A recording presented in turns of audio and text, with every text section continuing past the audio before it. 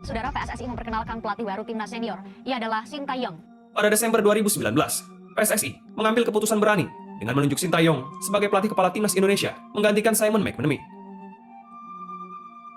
Dia bukan nama sembarangan.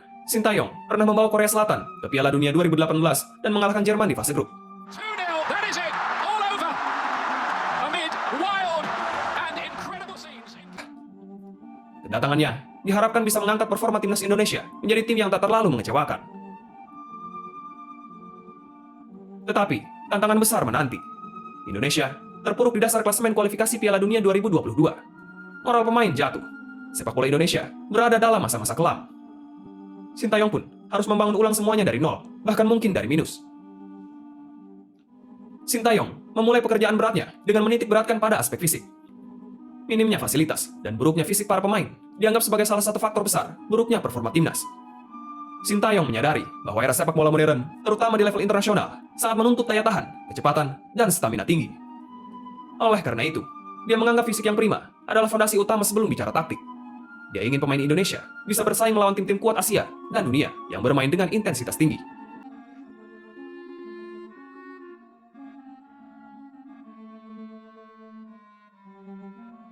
Dia juga mulai memantau pemain keturunan Indonesia yang bermain di luar negeri. Langkah ini membuka gerbang baru. Naturalisasi strategis berbasis kualitas, bukan semata nama besar. November 2021, Elkan Bagot resmi memilih Indonesia ketimbang Filipina sebagai kewarganegaraannya.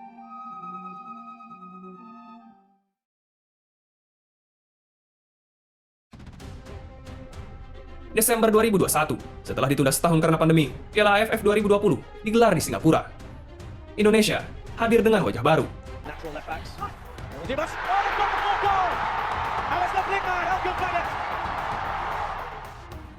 Elkan Bagot menjadi salah satu bintang di ajang tersebut dengan tampil brilian meskipun belum lama bergabung dengan skuad Garuda.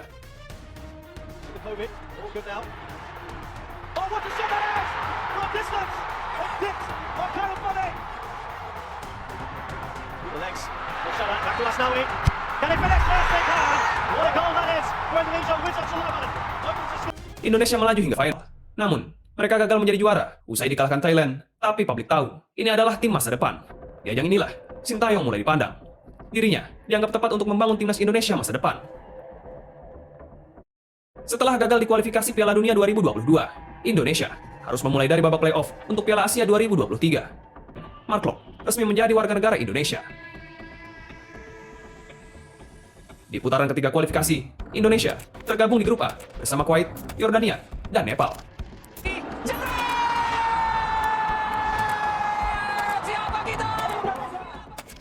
Dengan 2 kemenangan atas Kuwait dan Nepal, serta 1 kekalahan dari Yordania, Indonesia finish sebagai runner-up grup dan lolos ke Piala Asia 2023. Dari sinilah muncul istilah Indonesia bangkit dengan Sintayong. September 2022, Indonesia semakin kokoh setelah mampu mengalahkan timnas Curaçao 2 laga berturut-turut. Hal ini meningkatkan moral karena Curaçao adalah tim peringkat 84 FIFA, sedangkan Indonesia berada pada peringkat sekitar 155. Pertandingan persahabatan ini dianggap penting oleh PSSI karena menghadapi tim dengan peringkat lebih tinggi dapat memberikan dampak positif terhadap peringkat FIFA Indonesia. Dengan menghadapi lawan yang lebih kuat, hasil positif dalam pertandingan dapat meningkatkan poin dan peringkat Indonesia di klasemen FIFA.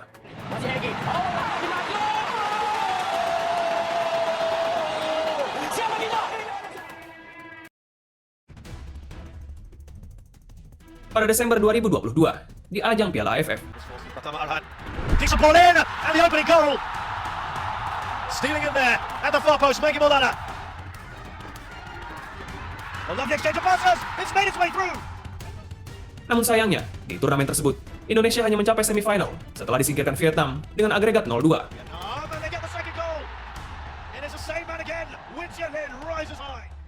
Meskipun gagal meraih gelar juara, performa timnas Indonesia di Piala AFF 2022 menunjukkan perkembangan positif, terutama dengan kontribusi para pemain muda. And that's found its way into the bottom corner. Sintayong berhasil memoles talenta lokal seperti Marcelinho Ferdinand, Pratama Arhan, Asnawi Mangkualam, hingga Rizky Ridho yang berhasil menunjukkan kualitas jempolan. 13 Januari 2023, Shane Elian J. Petinama resmi menjadi warga negara Indonesia. 16 Februari 2023, Erick Thohir resmi terpilih sebagai Ketua Umum PSSI yang baru untuk periode 2023-2027. Saya mengucapkan terima kasih atas kepercayaan yang sudah diberikan oleh para pemilih, masyarakat Indonesia, supporter, wasit, pelatih, pemain. Di awal jabatannya, Pak Erick Thohir membuat gebrakan dengan mempercepat proses pemain keturunan untuk mendapatkan status WNI. 19 Juni 2023 menjadi momen sangat bersejarah bagi timnas Garuda. Pak Erick Thohir berhasil mendatangkan sang juara Piala Dunia 2022, yakni Argentina. Timnas Indonesia menghadapi juara dunia dalam laga FIFA Matchday yang berlangsung di Stadion Utama Gelora Bung Karno. Pertandingan ini berakhir dengan kemenangan Argentina 2-0. Luar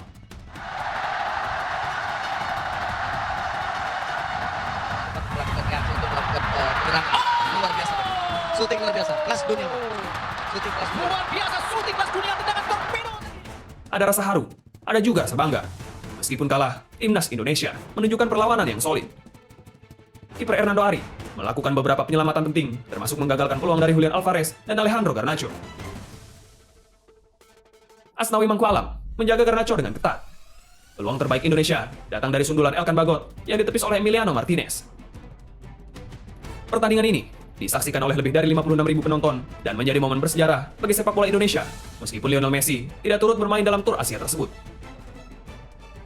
Sintayong telah membawa pasukan Garuda ke level yang berbeda, membuat Indonesia kembali berani bermimpi dalam bidang sepak bola.